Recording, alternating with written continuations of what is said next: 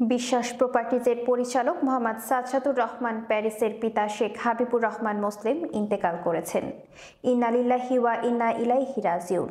বৃহস্পতিবার সকালে খুলনার একটি বেসরকারি হাসপাতালে চিকিৎসাধীন অবস্থায় তিনি শেষ নিঃশ্বাস ত্যাগ করেন। বাদ আসর জানাজা শেষে নূরনগরস্থ পারিবারিক কবরস্থানে দাফন সম্পন্ন হয়েছে। তিনি খুলনা মহানগরী সোনাডাঙ্গা এলাকার বাসিন্দা। জানাজা নামাজে উপস্থিত ছিলেন বিশ্বাস প্রপার্টিজের সিইও মোহাম্মদ আজগর বিশ্বাস তারা সহ প্রতিষ্ঠানের সকল কর্মকর্তা কর্মচারীবৃন্দ, বিভিন্ন রাজনৈতিক দলের ব্যক্তিত্ব ও মরহুমের আত্মীয় স্বজন। চাচার মৃত্যুতে আমরা বিশ্বাস প্রপার্টিজ পরিবার গভীরভাবে শোকাহত।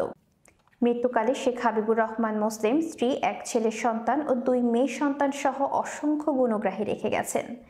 বিশ্বাস প্রপার্টিজের পরিচালক মোহাম্মদ সাজ্জাদুর রহমান প্যারিসের পিতার জন্য দেশবাসীর কাছে দোয়া চেয়েছেন।